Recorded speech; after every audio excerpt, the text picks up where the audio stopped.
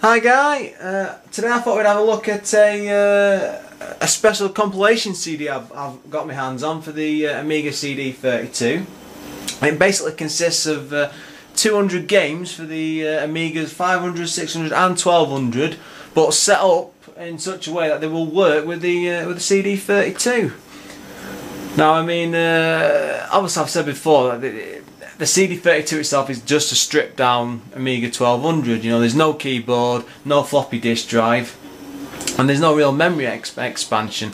But again, this CD is set up in such a way that you can just choose a game from the selection and play it as if you were on the original Amiga 1200. This is just some of the animation that comes on the CD. Obviously it's a bit dodgy in the sense that it's a pirate one, but I just thought it was a rather neat download to get my hands on. I mean, if you're just flicking through it here, you just got the top menus down the left to give you an idea of what they've got, and then on the right you get a quick preview of each list. Let's go on arcade platform. I mean, absolutely loads, all original Amiga games. I'll show you one in a second.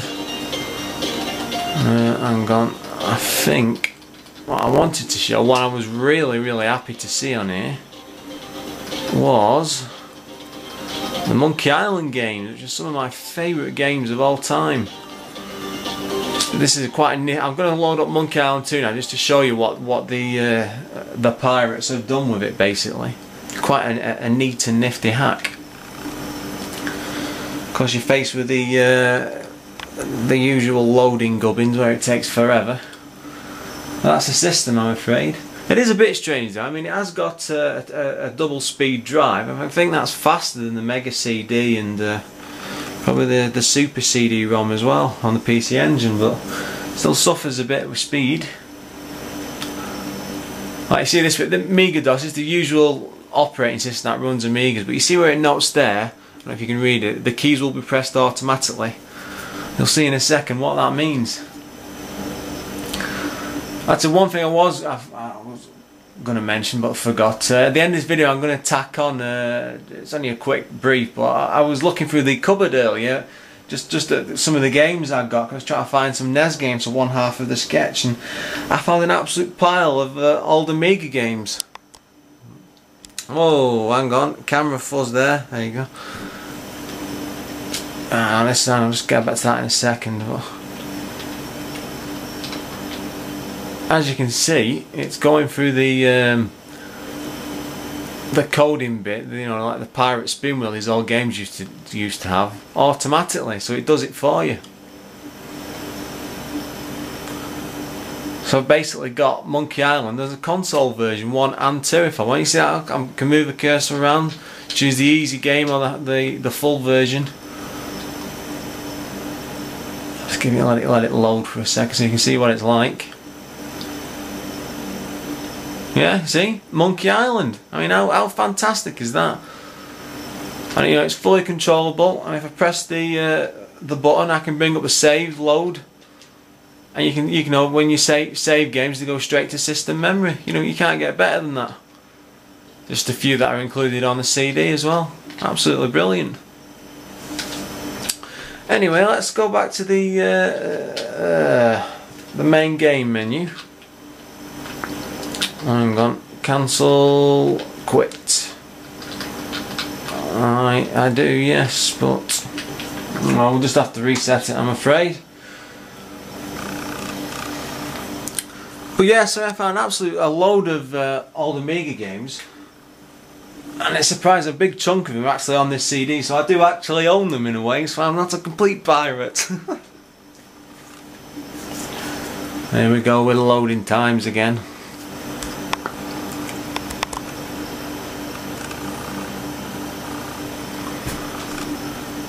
We'll get there eventually.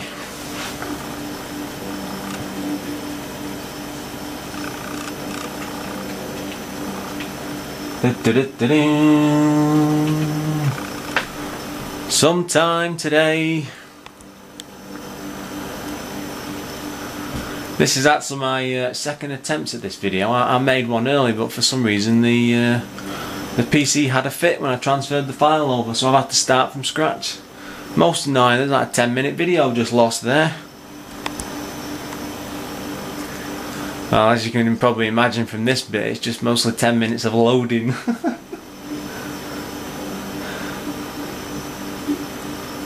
I suppose in a way you get what you pay for. I mean, Commodore probably cheapened out on certain parts of the system. Here we go, we're back on. Here we go, load, load, load.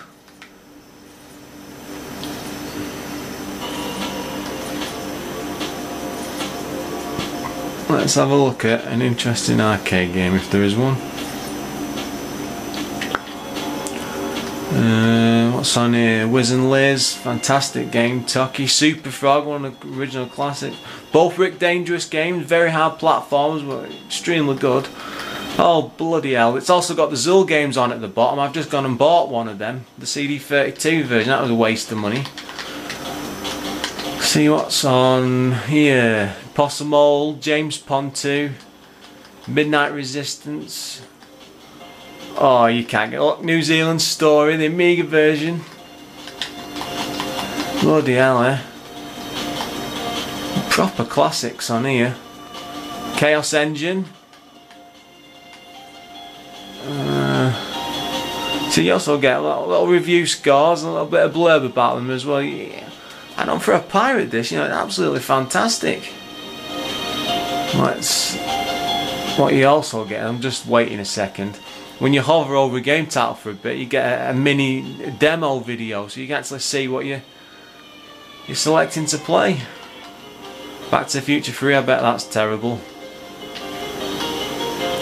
Let's have a look on puzzle games. All the Lemons titles.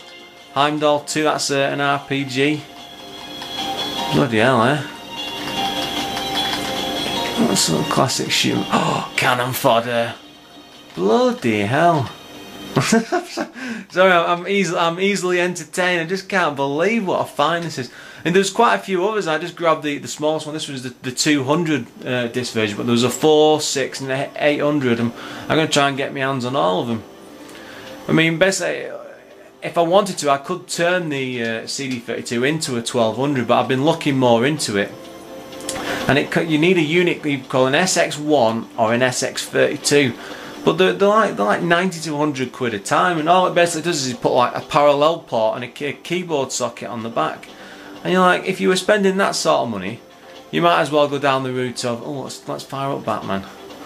Go down the route of just buying the Amiga 1200 because it's only about 20-25 quid. But yeah, what's the point at the end of the day? And the other problem is, of course, with the Amiga 1200 actually being a computer, you do need a fair bit of desk space to actually use it, and I've just not got it anymore. Well, the majority of my desk space being taken up by, well, my PC computer, and I'm not lugging that out of the way just to play some Amiga games. Not when I got the likes of these CDs to look at. Come on, I don't want to run out of time. Yes, we're on Batman. This is the Ocean version, probably one of the best movie licensed games ever made. Of course, with the Amiga only ever having a joystick with one fire button throughout its entire life, every game is playable with this pad. I mean, I've been looking into CD32. There's barely any games that use all the 4 buttons. 99% of you use one button. So you think, what's the point? Axis Chemical Factory. So yeah, move left and right, and I can fire these little batarangs. Does that grenade, and then if I press up, look at that, I can fire my batarang and swing across. It's Spider-Man again. Oh, come on, come on, come on. I remember this one from when I was a kid. I mean, it was a very popular game as a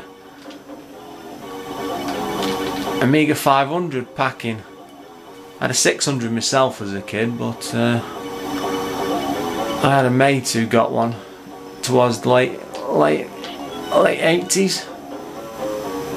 Anyway, it's a great game. Sadly, I'm going to have to skip out here, guys, because I want to show you what I found in the closet later, and I'm running out of time. So as always, thanks for watching. I shall do my best to post another video soon.